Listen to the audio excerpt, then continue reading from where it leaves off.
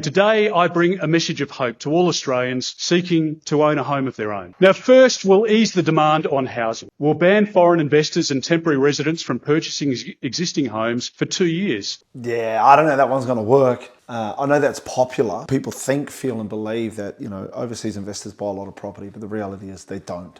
They really don't. By 25% for 2 years. We'll bring the number of new foreign students commencing higher education down by 30,000 each year. We will reduce net overseas migration in our first year by 100,000 relative to labour. Everyone's talking about reducing the intake of and slowing down immigration to Australia. But the reality is what they say and what they do is two very different things. So I can't see that playing out the way he's saying. 100,000 homes in 5 years. Second, we'll increase housing supply. We'll invest $5 billion in essential infrastructure, working with councils, so that we can fund water and power and sewage and road upgrades. $5 billion to get 500,000 houses?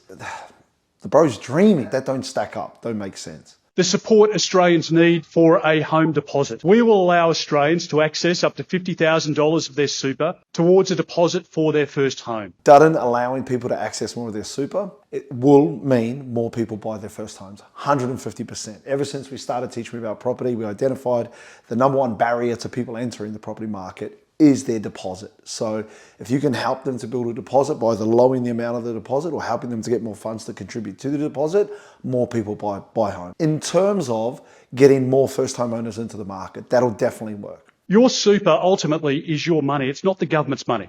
And today I announce a new policy for first home buyers who purchase a newly built property to live in. A coalition government will allow you to deduct interest payments on the first $650,000 of a mortgage against your taxable income. The tax deduction is huge, guys. So investors love this. For first homeowners to be able to do the same thing is crazy. They're talking about up to $11,000 per annum over 5 years, which is $55,000 as a tax saving. That is monster. That's huge, guys. We will allow these deductions for 5 years, provided you continue to live in that home for that period. This policy will be available to individuals with a taxable income of $175,000 or less and joint applicants earning a combined income of $250,000 or less. Look, for me, Dutton's gone aggressive on housing. Housing's a hot topic in this election. Housing affordability, it's very political, so everyone's going all guns blazing. But the reality is these housing policies are going to stoke the demand side of the supply and demand equation. What does that mean?